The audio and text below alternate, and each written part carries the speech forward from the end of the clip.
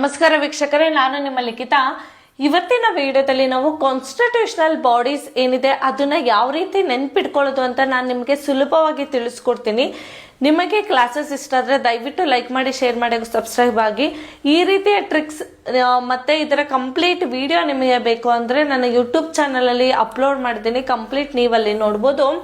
So constitutional bodies ಏನಿದೆ, totally ಎಷ್ಟು constitutional bodies ಬರುತ್ತೆ ಅಂದ್ರೆ 1 2 3 4 5 6 7 8 9 ಟೋಟಲಿ 9 ಕಾನ್ಸ್ಟಿಟ್ಯೂಷನಲ್ ಬಾಡೀಸ್ ಬರುತ್ತೆ ವಿತ್ ಡಿಫ್ರೆಂಟ್ ಆರ್ಟಿಕಲ್ಸ್. ಅದನ್ನ ನೆನ್ಪಿಟ್ಕೊಳ್ಳೋದಕ್ಕೆ ಯೂಸ್ ಮಾಡುವಂತ ಟ್ರಿಕ್ಸ್ ಬಂದು ಕನ್ಫ್ಯೂಸ್ಡ್ ಜಿ ಅಂತ. ಸೊ ಸ್ಪೆಲ್ಲಿಂಗ್ ನ ನೆನ್ಪಿಟ್ಕೊಳ್ಳಿ, CONFUSED, ಕನ್ಫ್ಯೂಸ್ಡ್ ಜಿ.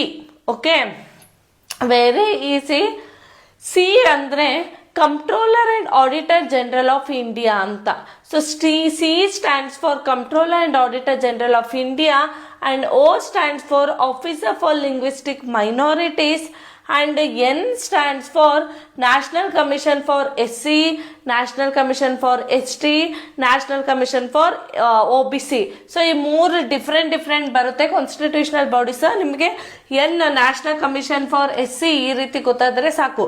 ಸೊ ಅದರಲ್ಲಿ article 338 national commission for SC ನ ಡಿಸ್ಕಸ್ ಮಾಡಿದ್ರೆ, article 338 A national commission for ST discuss ಮಾಡುತ್ತೆ, and article 338 B national commission for OBC discuss ಮಾಡುತ್ತೆ. Article 338 controller and auditor general of India ಬಂದ್ರೆ article 148, and officer for linguistic minority article 350. Next F ಅಲ್ಲಿ finance commission ಬರುತ್ತೆ. So ಇದರ article ನೋಡೋದಾದ್ರೆ 280, finance commission of India. Don't get confused with the finance commission of the state.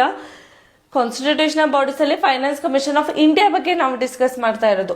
Next UPSC, union public service commission ಬರುತ್ತೆ. Article 350 ಇಂದ 323 of the constitution discuss ಮಾಡಿದ್ರೆ state public service commission ಬರುತ್ತೆ. ಅದಾದ್ಮೇಲೆ election commission of India. So election commission of India, E stands for election commission of India, article 324 of the constitution, and ಡಿಗೆ attorney general of India. Okay, ಇದೊಂದು ನೆನ್ಪಿಟ್ಕೊಳ್ಳಿ, ಡಿಗೆ attorney general of India ಅಂತ ಬರುತ್ತೆ. ಅದಾದ್ಮೇಲೆ last G ಬಂದು goods and service tax council. Okay, goods and service tax council. ಈ ರೀತಿಯಾಗಿ ನೀವು ಈ ವರ್ಡ್ ನ ನೆನ್ಪಿಟ್ಕೊಂಡ್ರೆ ಕನ್ಫ್ಯೂಸ್ಡ್ ಜಿ ಅಂತ ನಿಮಗೆ ಆರಾಮಾಗಿ ಕಾನ್ಸ್ಟಿಟ್ಯೂಷನಲ್ ಬಾಡೀಸ್ ನೆನಪಾಗುತ್ತೆ. ಏನಾದ್ರೂ MCQ ಅಲ್ಲಿ ಕೇಳಿದ್ರೆ ಪಟ್ ಅಂತ ಆನ್ಸರ್ ಮಾಡೋದು. ಸಿ